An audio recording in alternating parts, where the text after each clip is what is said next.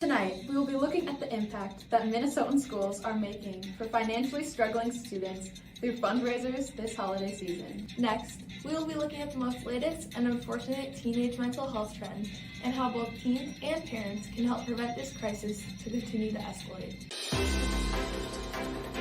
Good evening, I'm Cami Baker. And I am Claire Forrest, and this is Bengal News Network. The holiday season can be a financially stressful time for many Americans, but more so for families who are financially struggling. The need for financial aid has a huge toll on 1 out of 5 Minnesotan children. This school year, 29% of public school students in Minnesota qualify for free and reduced lunches. Fortunately, some Minnesotan schools are raising awareness and hosting fundraisers for the students who are financially in need, who are experiencing homelessness and just need a little holiday cheer. Our correspondent, Bethel Teklu, is at Blaine High School to find out more about the work being done to assist their students. That is right, and I am here with Ms. Bosman, one of the business and marketing educators here at Blaine High School. She is also the co-advisor for the Business Professionals of America Club, also known as BPA. And she is here to tell us a bit more about the fundraisers that BPA here has been hosting for the past few months. Yeah, so BPA, we do a lot of different community service projects throughout the school year for students to get involved.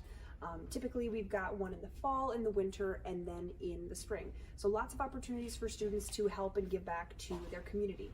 First off, in the fall, we do it's our 30th annual, I believe, Coats for Kids drive, where our BPA members collect different snow pants, coats, hats, mittens, all that good stuff for students in need and for families in need in our area.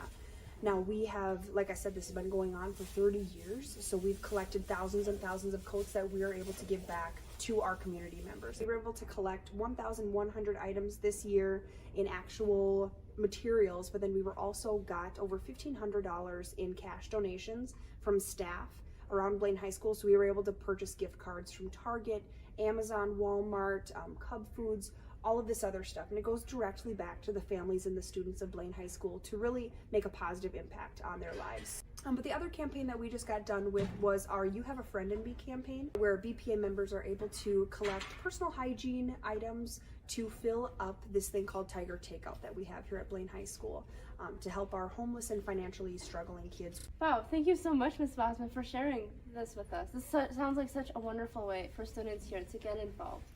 Cami, Claire, back to you. Thank you, Bethel. The United States teenage mental health crisis is continuing to escalate.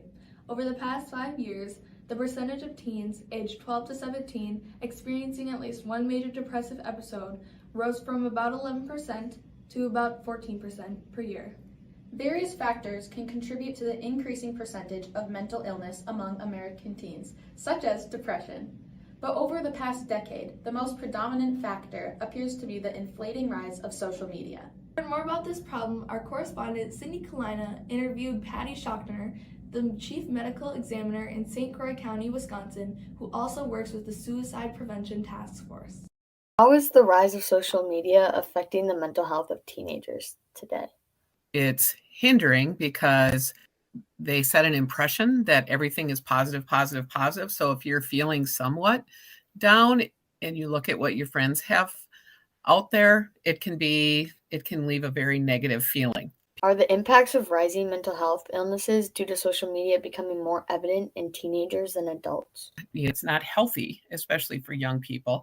We know that it causes young girls to have body image issues. We know that because of social media, there's data to prove that, the suicidology is up and thoughts. What are ways teenagers preserve their mental health when they're on social media? Limit the amount of time.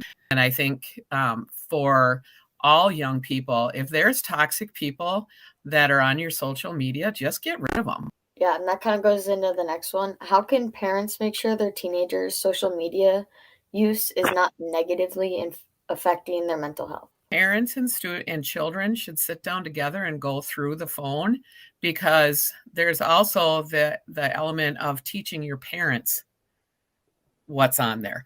How should social media companies work to de-escalate the rise in mental illness teenagers? Start a campaign and showing kids and young people about the healthy things to go outside and do. Alright, that's it for tonight. Thank you so much for watching Bengal News Network this evening. We hope you will all have a wonderful and safe night.